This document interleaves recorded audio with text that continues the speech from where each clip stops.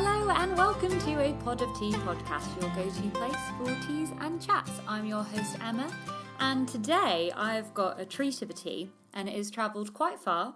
This tea came all the way from Amsterdam because I went to Amsterdam this weekend just gone. It was a lovely, lovely trip. And of course, while I was there, I had to check out the tea that fine city had to offer. And I came back with the Sum ginger and lemon tea. So give it a little shake.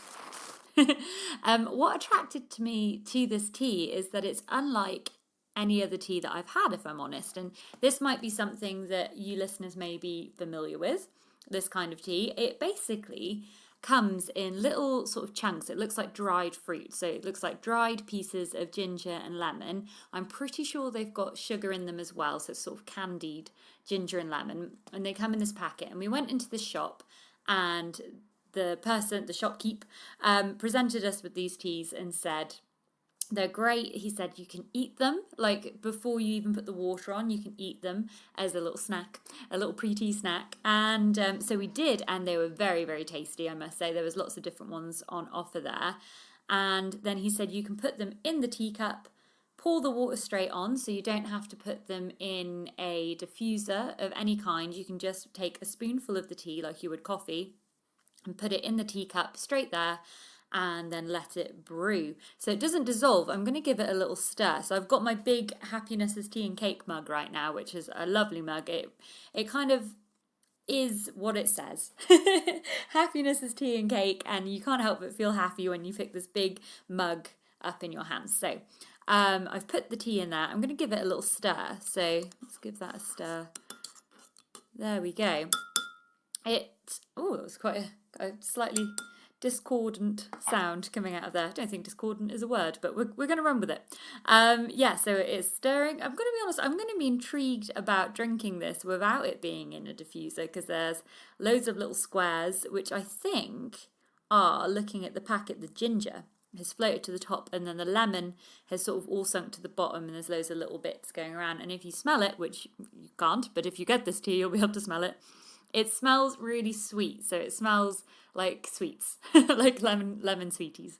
So yeah, it looks really nice. I'm going to be honest, I have tried it, so I know I'm in for a treat already. As soon as we got it, we had to try some. We tried a lot of flavours in the shop. So the shop itself also sold a kind of dessert, a sweet that was made out of tahini. Because of the show The Good Place and the character in there called Tahani, and I think someone accidentally calls her tahini in it, I then in my head now go tahani whenever I think about tahini, the sesame seed paste. So it's based on the sesame seed paste, and yeah, they were really nice. I'm going to be honest, tahini it got overdone for me once. I tried a pizza, and instead of cheese on it, they put tahini, so they made it vegan by doing that. And it's quite a strong flavour. Obviously, it's the main thing in hummus. It gives it, chickpeas the main thing in hummus, but it gives it a lot of its flavour as well. And yeah, on the pizza, it was a little bit much. I also tried a recipe once off, this recipe app that had some vegan food in it, and it had a lot of tahini, not tahani, tahini in that as well. And yeah, it can be quite an intense flavour. So I did find the sweets a little bit much. I think not something I'd often go for, but I enjoyed the experience of tasting something new. The other teas that they had in there were all sorts of flavours. There was another lemon one. I think it was a lemon. And I think it was just lemon, actually. Oh, yes, because it had little bits of lemon, and it also had raisins in there. So that, I guess, to give it an even more intense sweetness. There was a chocolate one, there was a green tea and lemon one, and a green tea and chocolate one. Those ones I don't know if you could eat as just like a little snack, or if you just turn them into tea. I don't know what it's like eating dried green tea leaves. If you have tried that, let me know. I don't know if I fancy trying that just at the moment. But these ones, the other ones that you could eat were really nice. They were also they had quite a bit of flair in the shop. There was an air of performance when we said, we asked if we could try some of the teas. And if you saw my Instagram story, he was very performative in how he did that. So that was really fun. So yeah, I think this is ready to have a sip. So I'm going to try some. As I said, it smells really sweet and lemony and gingery. And oh, that's a bit slurpy. Sorry, everyone. But gosh, that is really nice. Now I'm hoping I've committed to the big mug, and I am doing a solo podcast today. I was hoping to get Jack on again, but he is working quite late this week, and I thought, you know what, I'll go solo on it so I can get it out ready for this weekend. And yeah, I have now committed to this large cup of tea that I need to drink, because he said at the end of the tea you can then eat like the bits that are left over in the mug, which so it's like a whole experience, this tea. It's not just your run-of-the-mill brew and you're done. But I don't know if, talking by myself, I am going to manage to get through all of this liquid. So we're going to find out. But yeah, Amsterdam. Amsterdam was a land of wonderful tea-based opportunities. We got opportunities. Oh dear. Oh, tea puns. We live in Norwich, and there is an airport in Norwich, and the flight to Amsterdam, we did fly from here. And the flight to Amsterdam from here is incredibly short. It is quicker than going to a lot of the places that I tend to go in the UK. So obviously, when I do that, I travel by train or by car. And this was on the way back, it's a 30-minute flight, which just felt like madness to me that it was that quick. Literally, you get into the air, they give you a snack, and then you start to descend. So it was quite incredible. And we had 3 days there, and we packed so much into those 3 days. One of the first things we did was meet up with one of Jack's friends from the world of the internets, Arjan, and his lovely, lovely family. And yeah, it was great to meet them. They met us in a place called Bagel and Beans, which was this really cute little bagel shop. Jack had a really nice red bush lemongrass tea there, and I tried some. It was lovely. By this point, so classic, when you've got a really early flight, because Muggins over here thought it would be a really good idea to book a flight at 6 a.m. so we could get the most out of our 3-day Amsterdam trip without really considering that means getting up at 4, which is quite early if you then are going to have a whole day wandering around a city. Anyway, so we got really early, but Jack's shift the night before had run over really late, so we didn't go to bed till really late. And then we did that classic thing. I don't know if you guys do this. I know quite a few people that do this, which is, oh my gosh, I only have 4 hours to sleep. I've only got 3 hours to sleep. You're not sleeping. You've got no hours to sleep. You need to get up now. Then it feels like you haven't had any sleep at all. So I was flagging. So we got to Bagel and Beans, and I had to get a coffee. And it was a really nice sweet coffee. It tasted like butterscotch pudding, which I've just remembered that. And we talked about how we haven't had butterscotch pudding in absolutely ages. So we're definitely going to have to get some of that soon. Before we met Arjan in Bagel and Beans, we went to a really nice little cafe on the corner. So it looked it was like all red and plush and everything. And we sat outside, and the tables outside, and both had an Earl Grey. And much to the dismay of the person running this cafe, we asked for milk with our Earl Grey, and they looked a bit like, really? That's what you want to do? And I've been dutifully informed when I've come back that it is quite uncommon to have Earl Grey or breakfast even with milk. Most of the time you would drink it without in a lot of other countries. So I was like, well, that's interesting. But anyway, this Earl Grey we had with milk, and we just sat outside this cafe on this corner next to one of the big museums. It was the Modern Art Museum. We were sort of round the back of it, so more on the street side. And there were loads of people going past on bicycles. So Amsterdam is known for everyone cycling, which is amazing. And their cycle lanes are incredible. Like, they're just as large as a road, but my goodness, they're fearless. It was just an event in itself, sitting there with this Earl Grey tea, watching these cyclists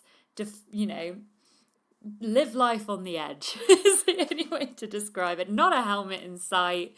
Cars, pedestrians, they all had to give way to these bicycles because they were stopping for absolutely nothing. There was children sort of on every part of a bike that a child could sit on. We saw, the little seats for them, or just having a backie is what we would have called it in Telford, where one of you gets on the back of a bike and you just sort of like sit on the back there, or like you sit down and the person pedaling stands up. So there's loads of people giving their loved ones backies around Amsterdam, and we were just blown away at how that works. I did try and ride a bike when I lived in London for a while. I did that thing where I see other people doing stuff and I go, oh, that's a really good idea. That looks amazing. I'm going to commit fully to this before I've properly thought through whether it's something that I can sustain. And so I got this bicycle. Luckily, it wasn't, an expensive bike or anything like that. I think my poor father, I think I'd messaged my dad and said, I want to start riding a bike around London. And he's like, oh, we've got one here that we're not using. I'll send it up. Or he brought it up in the back of the car. And there was one fateful trip where I tried to cycle from my flat to the Tesco Express down the road, and I kid you not, you could walk there in 5 minutes. It was the smallest little cycle, and I cycled there and I walked that bike back to my flat because I thought that death was imminent on those roads.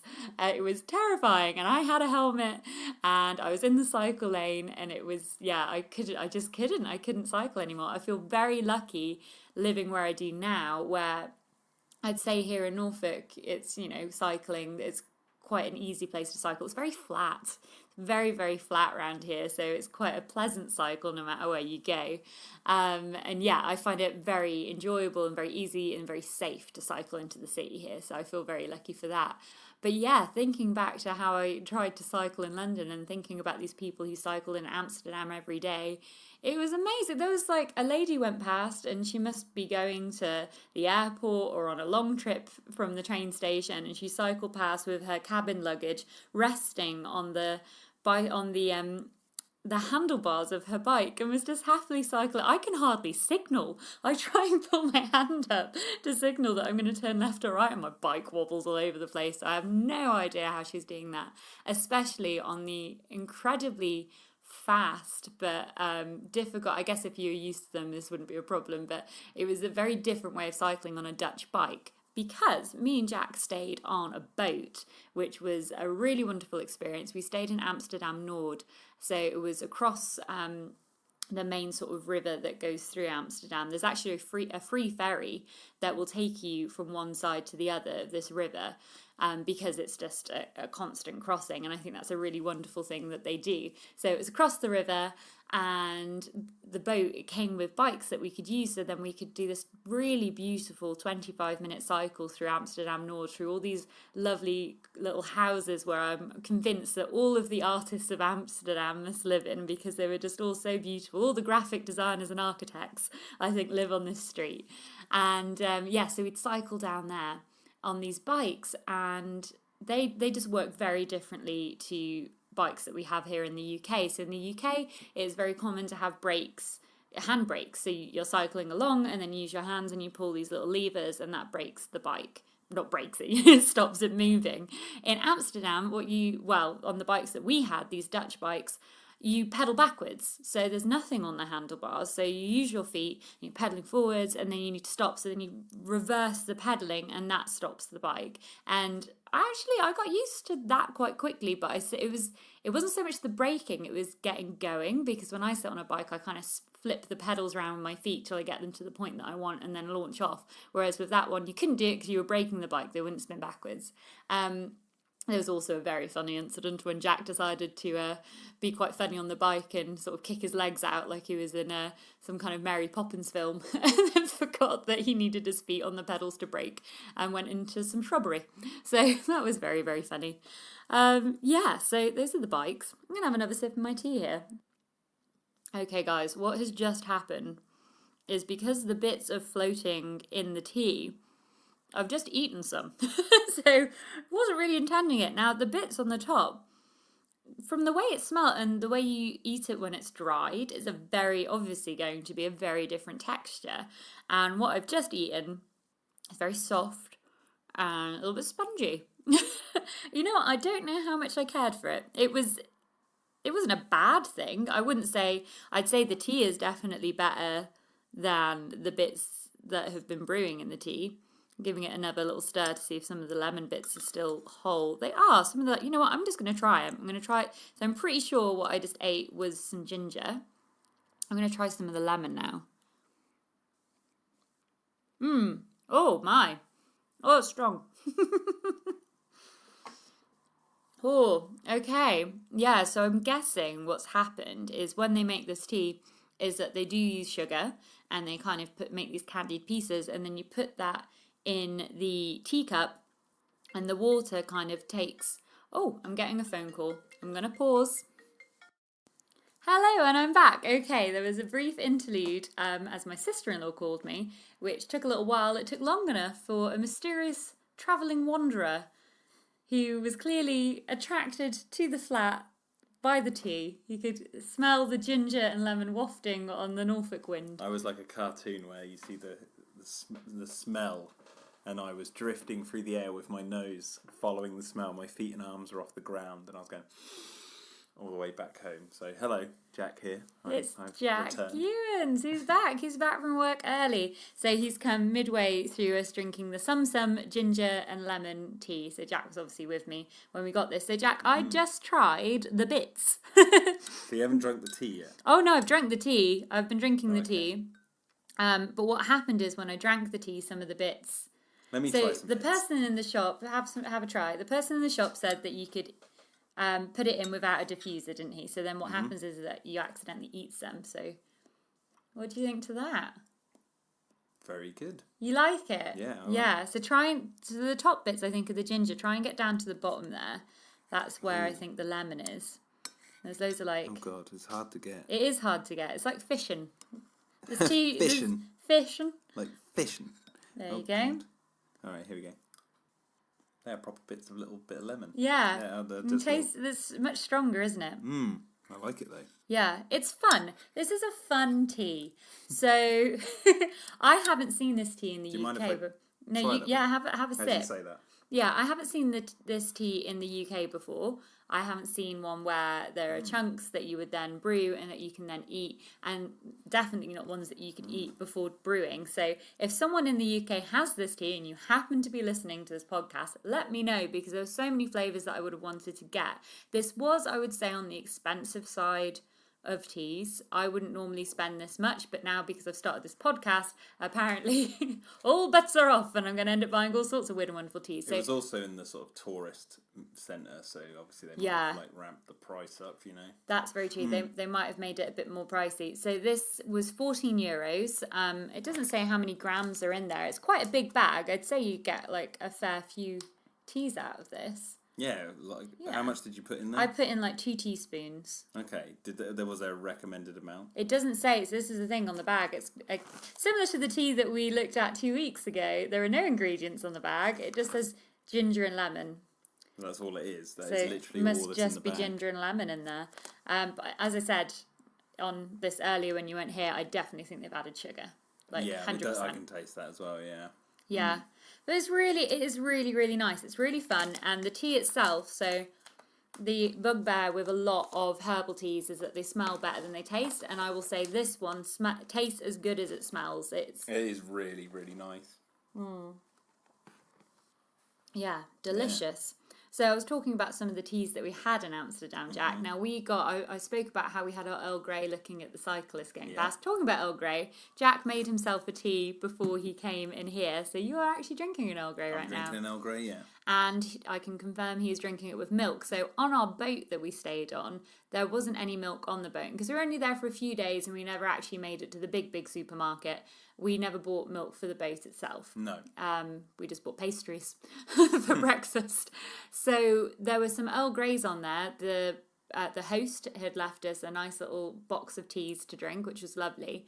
And so we had Earl Greys and we thought, well, we'll just try them without milk. And it was so nice. Well, you can have, Earl Grey you can have with or without milk. Yeah. And there was like 3 different versions of Earl Grey in the box, but I think you can drink any Earl Grey without milk. But they had specifically Earl Grey black tea, which was what we had for that's really nice. Yeah.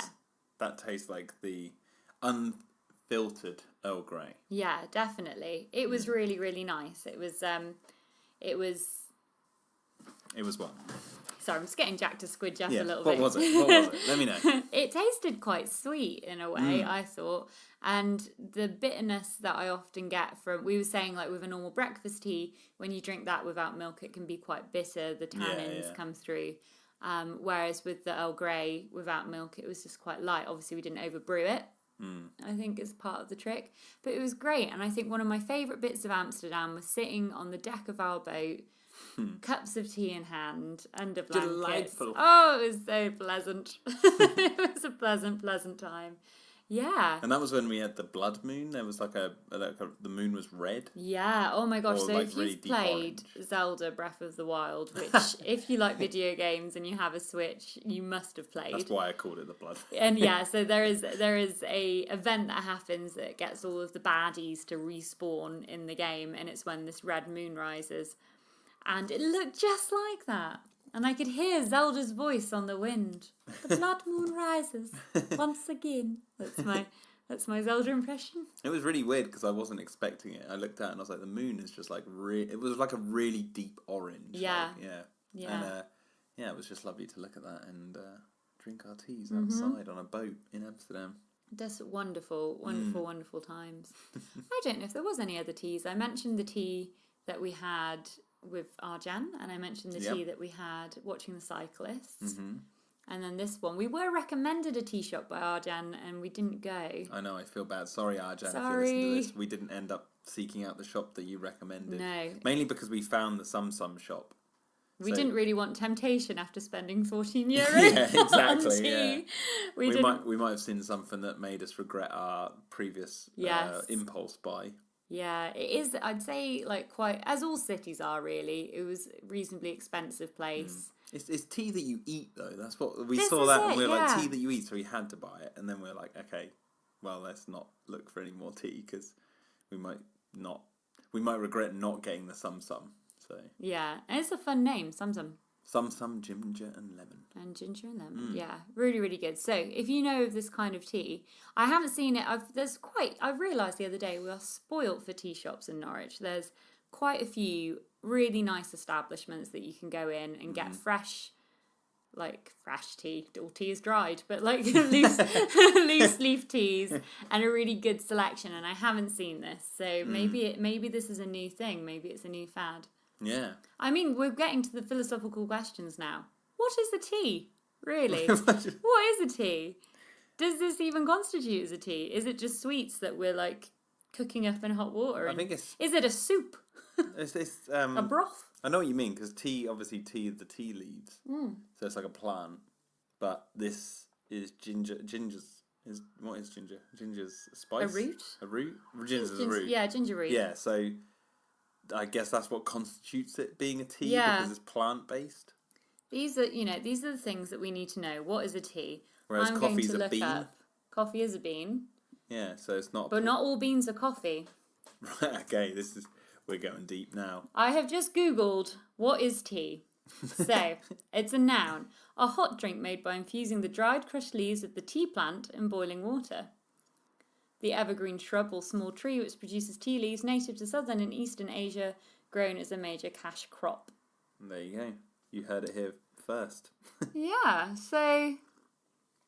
But this is obviously falling into the band of herbal teas, a subcategory of tea. A branch off the tree. Of tea. Oh, look, there's all the chemicals in it. God, Google's a wonder, isn't it? But then there's bubble tea. Obviously, that's going to be a fun episode when we get around to doing a bubble tea. Doing a bubble tea. Yeah, so there's a new bubble tea shop opening in Norwich that we saw. There's already one here.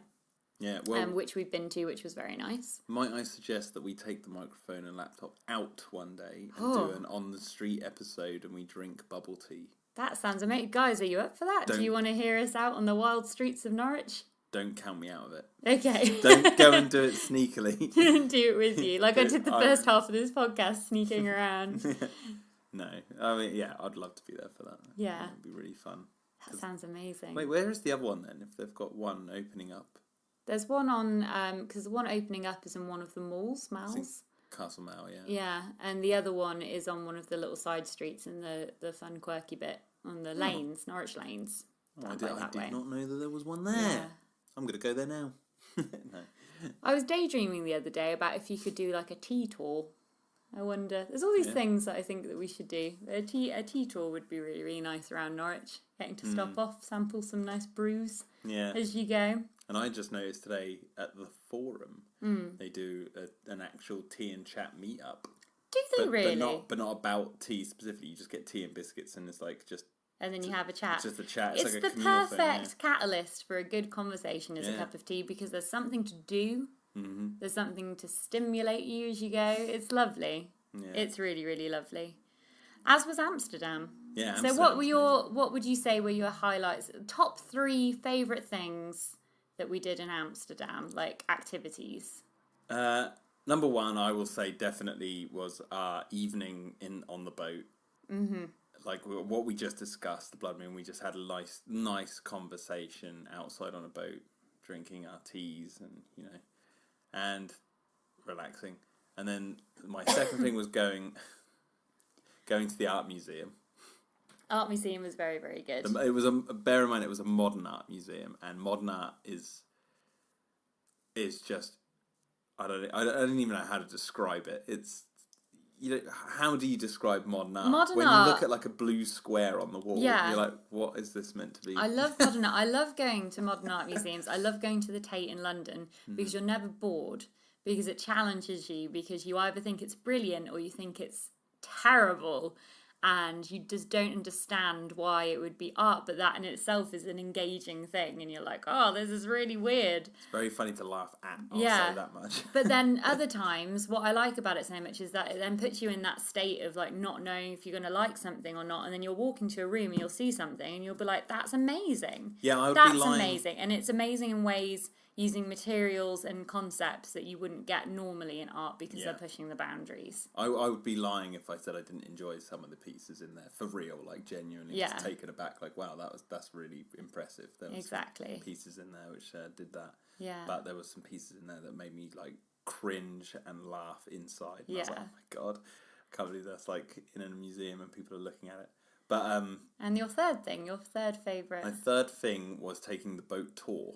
Around the city, because it was a historical, like it had like a voiceover thing that you put these headphones into the boat. Very dated, but very funny. Yeah, and very informative. Very informative. Very informative. I've never heard the word gable.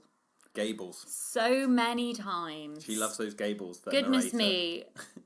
Amsterdam is rife with gables. And if you don't know what a gable is, a gable is like a wooden post with a hook on it, or like a hoop on it at the top. Yes. And they would run a rope through it at the top of the building, so you could pull cargo up to different doors that were sort of one on the ground, one halfway up, and one sort of up higher on the third level.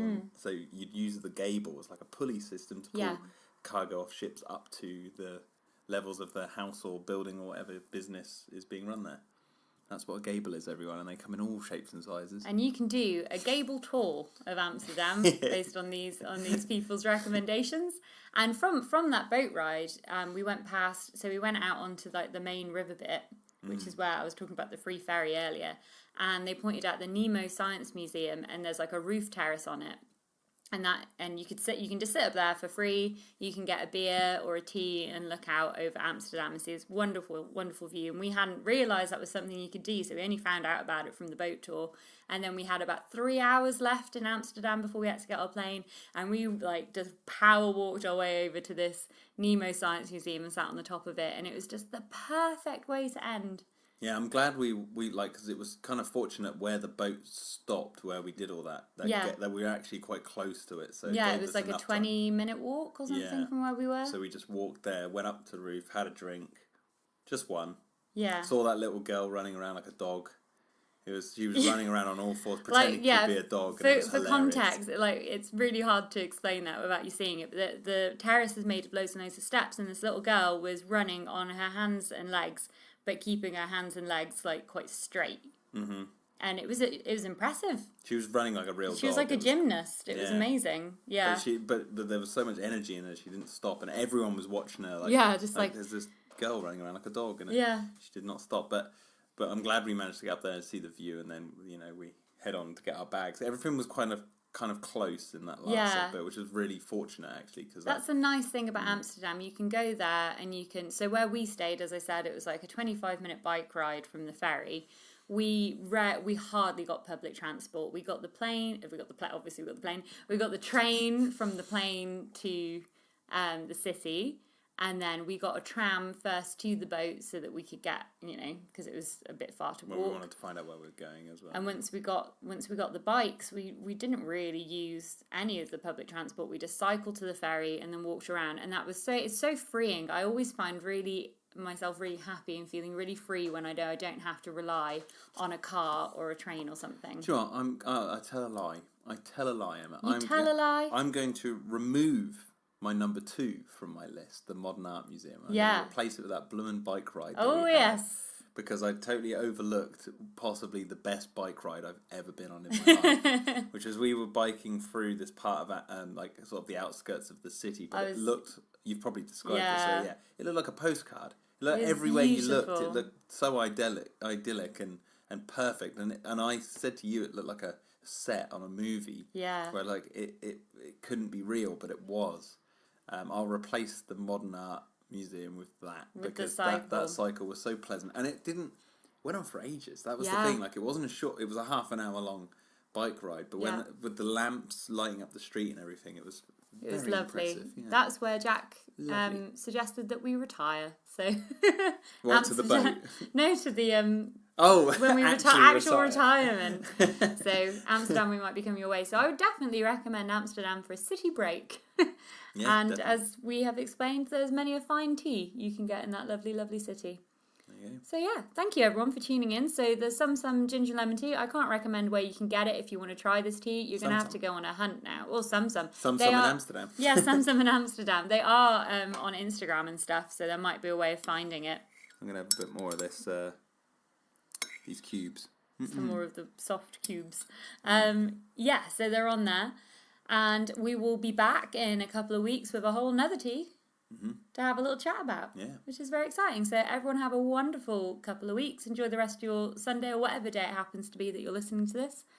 And and do find me on Instagram if you have it. I'm quite enjoying Instagram at the moment. I'm posting up pictures of my favourite cups. That's usually the main social outlet for tea. I put little things on the story when I'm recording, or like if I go to a tea shop and have some samples, or if I just think something looks nice, I'm posting out on the story and I'm posting up pictures of my favourite cups and mugs on there. So do come and find me. I believe I'm just at Pod of Tea on Instagram. So come over and say hello. Until then, cheers, toodaloo. Bye-bye. See you soon. Bye.